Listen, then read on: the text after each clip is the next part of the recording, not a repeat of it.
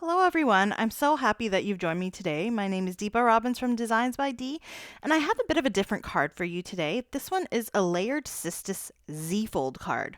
So most of my cards are the typical, open and close cards, but I decided that I wanted to make a bit of a different card today, and I was 100% inspired by Jennifer McGuire. So as a YouTube maker, I do have to, get tips and tricks from other people. And she's one of the best YouTube personalities that is out there. I am always watching her videos and learning from her, and in turn, adding some of the nice stuff from her videos to mine to share with you. So, this Z-fold card she had featured on her blog or on her YouTube channel a long time ago, and I actually saw it and was like, hey, this is a really cool technique.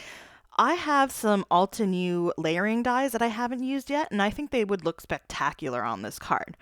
So, as for inspiration, I was totally inspired by Jennifer McGuire, and I really hope that you guys are inspired by what I do today.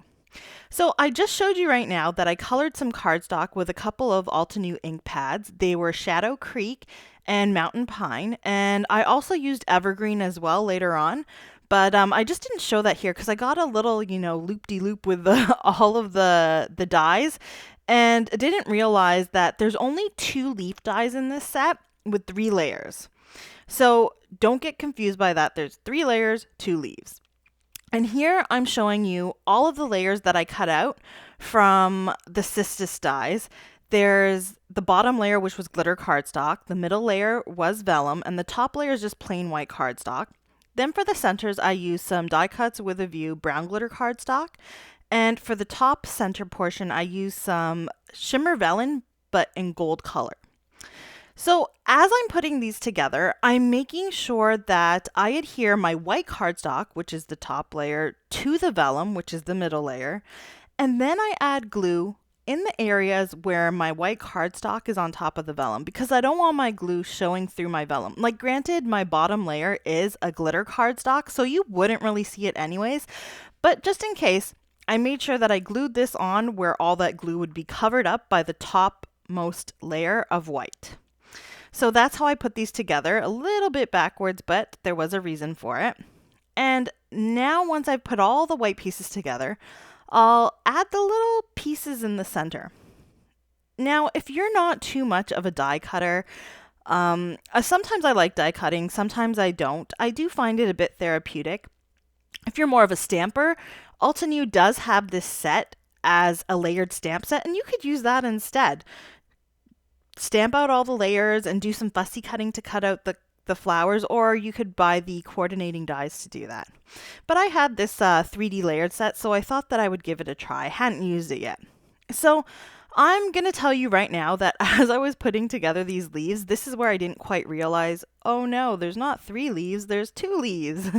So I kind of just, put them together and was like, oh dear, there's a top layer I have to create now. And that's where I added the evergreen.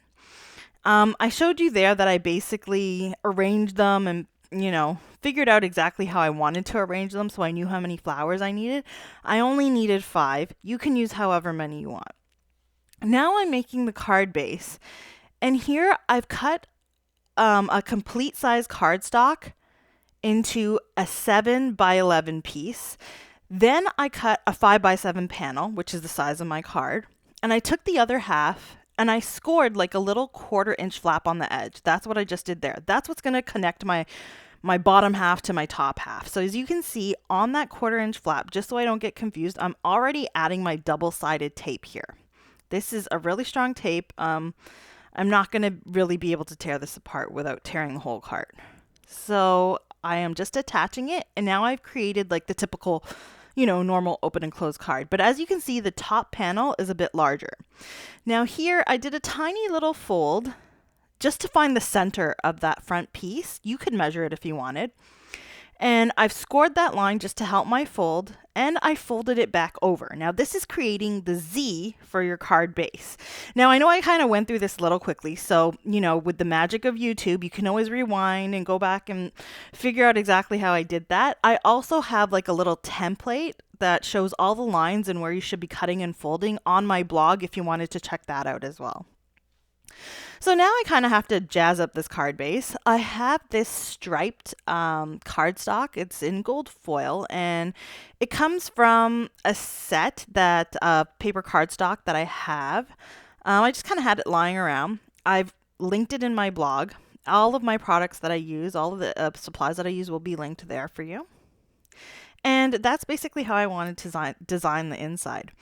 Now I'm adding a little piece of Sizzix Opulent Gold Glittered Cardstock, and it's just going to go on the join there in between that, that patterned cardstock and the plain cardstock. This won't be seen on the outside of my card, so this is just to jazz up the inside of my card and just kind of give it a nicer, clean look. And that's why I kind of like this design, because I'm not only decorating the inside of the card, but the outside at the same time. So I really kind of save time here. So now for my sentiment, I'm using the Hero Arts Brushstroke stamp set. Now, this stamp set is discontinued, so I will link something in my blog that's close to it. I know that Lawn Fawn has a whole bunch of these stamp sets, and they have them in different fonts. And they're actually really cool because here I'm having to stamp out each of these letters separately. But with the Lawn Fawn sets, you can kind of butt the letters up against each other so that there's no spaces, and you can just stamp your entire sentiment in one go. And they're very smart in the sense that they add like a few E's and a few A's so that you can create like an entire word without having to like miss a letter and then stamp it later. So anyways, I decided to stamp out this little sentiment. It didn't take too long because it was really short, and I am heat embossing it with some Altenew rose gold embossing powder. Now, I chose to use the rose gold because I actually find that it's just kind of like a softer gold. And it still goes with the rest of my design because I did use gold, not rose gold. So this is the color that I chose to use. You can just use any old gold embossing powder. This is just, I have it right there and I use it a lot. So once I have that embossed, I will cut the strip out and then leave it to gather on the front of my card. Here I'm putting together all of these little flowers that I die cut, and I'm just arranging them how I want. I'm making sure that they're bunched up close enough that they're going to create kind of like a solid image so that there's not too many holes showing through that striped image in the back.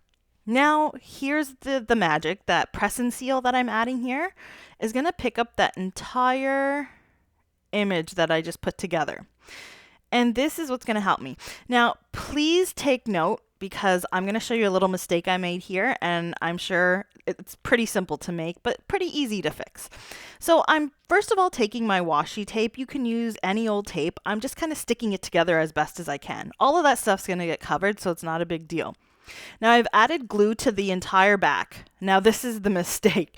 You only need to add it to half of the back where it's going to attach to the actual front of the cardstock.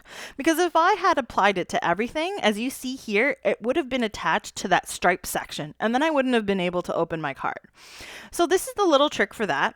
I'm putting it back on and kind of putting some washi tape where the join is. This way I know that I have to add glue to everything on the right of that as I turn it over. This is the big trick that I picked up from Jennifer McGuire. I found that washi tape really helped me identify exactly the edge that I needed to glue up to. So now I'm going to put this back on top. And I'm going to add pressure and allow this to dry as much as possible. As you can see, I'm removing some washi tape because I had kind of taped down that flap. Otherwise, it would pop up and make this arrangement a little harder to do. And I've got this big acrylic block just to kind of add some weight to the top. So after a bit of time, I'm pretty sure I only left this for about 5 minutes because I'm too impatient. You might want to leave it a little longer. It's up to you. And I'm very carefully pulling off that press and seal. As you can see, it's pulling off some of those little anthers that I have in the gold vellum there. So I just kind of have to be careful to pull them back so that they don't come off completely. Now I can remove that washi tape I was using to hold the flap in place. And I'm just going to go back and add a bit of my Barely Arts glue in between all of these little overlapping pieces, because right now they're not stuck together. I only put glue on the very back. So this is going to just kind of make sure your card is put together properly and all glued down so that no pieces are sticking up or end up coming off later on. So there's the main design. As you can see now, I have that washi tape showing. So I have these oval frames from Nellie's Multi Frames, and I'm going to cut a half oval here. So this was good enough to kind of cover that area up and make it look a bit more clean and neat for the inside of the card. So I'm going to add some strong double-sided adhesive here, and I've only released the paper from one side, just so I can kind of line it up. That way, if I need to move it and replace it, I haven't completely glued the whole thing down yet, and it's not going to be such a huge mess. So now that I've got it where I want, I will then go in between that cardstock and the arranged images and take off the rest of that backing. And I'll adhere that completely so it's not going anywhere. And as you can see, it just makes the inside look a little better.